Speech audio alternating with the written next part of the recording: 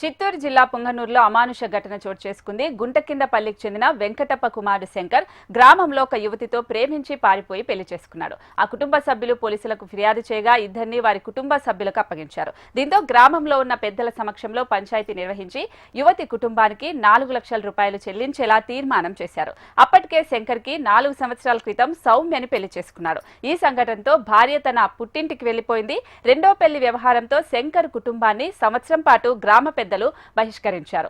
శంకర్ కుటుంబ సభ్యులు ఇంట్లోకి వెళ్లకుండా ముళ్ల కంపలు గ్రావెల్ వేసి అడ్డగించారు. అయితే తమ కొడుకు తప్పు చేస్తే తమ కుటుంబాన్ని ఇబ్బందికి గురి చేస్తున్నారు అని ఆవేదన వ్యక్తం చేస్తున్నారు కుటుంబ సభ్యులు.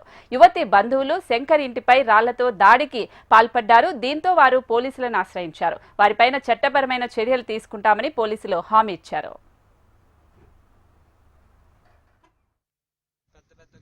మొన్న హోటల్ దింపేసినారు.